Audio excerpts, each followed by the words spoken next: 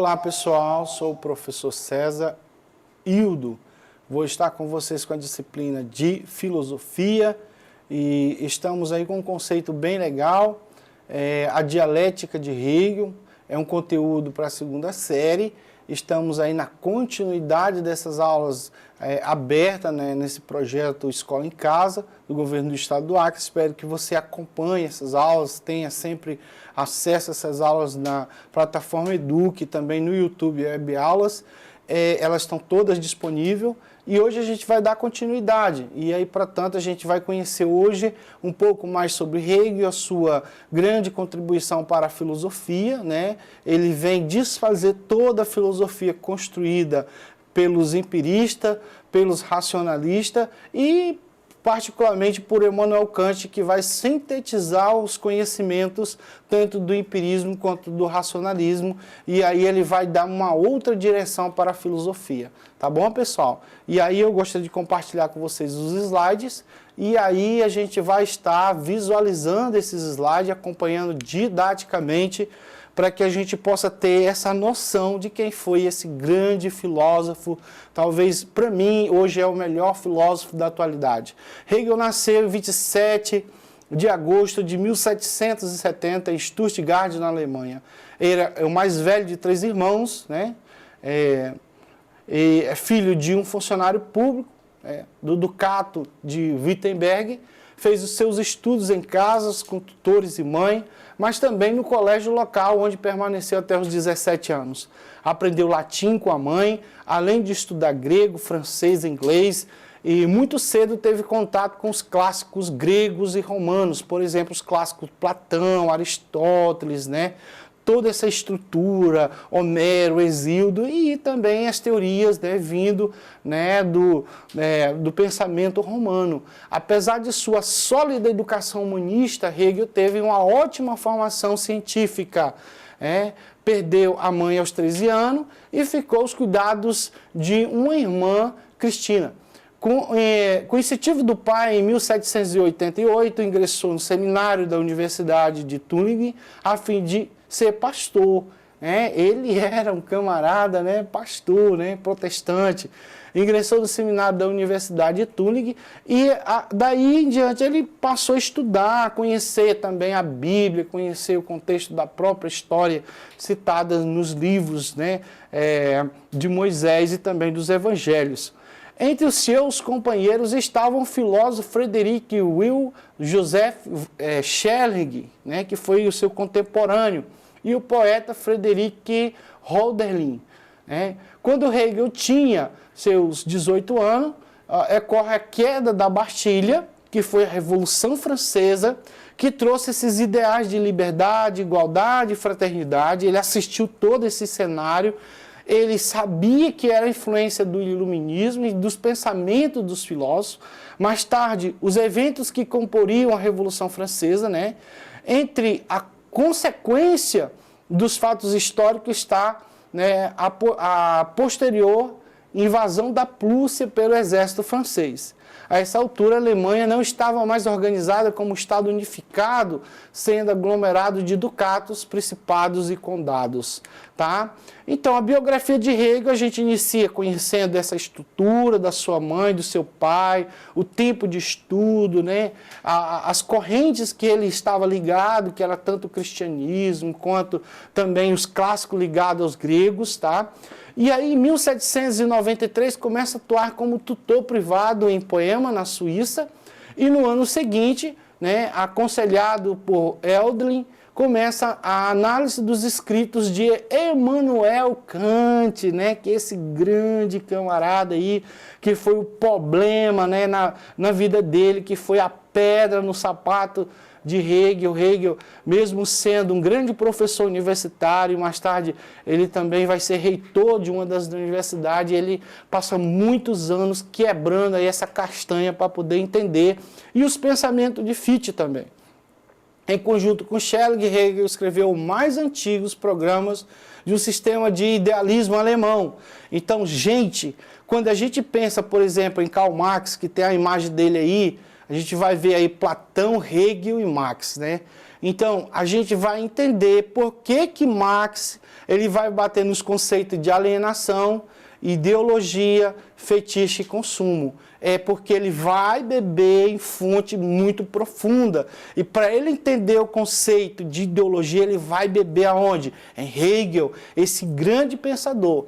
Então, por isso, é necessário transcender o Estado, né? E os homens livres devem ser tratados como parte de engrenagem que permite o seu funcionamento. Hegel deixa a tutoria em 1779 e passa a viver na herança paterna. A partir de 1801, Hegel vai trabalhar na Universidade de Jena, onde permaneceu até 1803, com companhia de Schelling, que foi seu grande companheiro de filosofia.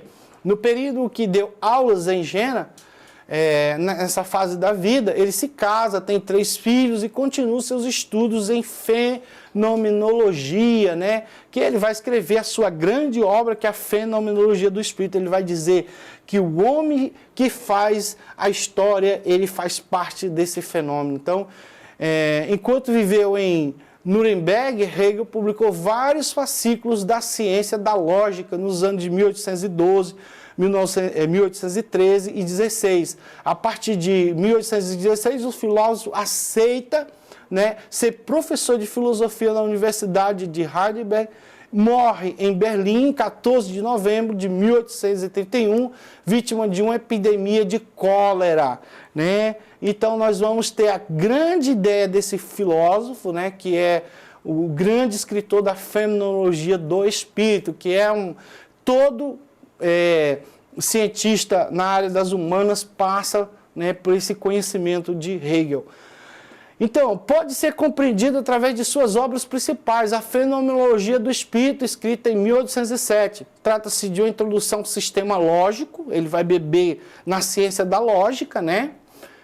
Para compreender as 3 partes, a lógica, a filosofia da natureza e a filosofia do espírito. Ele não descarta a possibilidade da ontologia, né?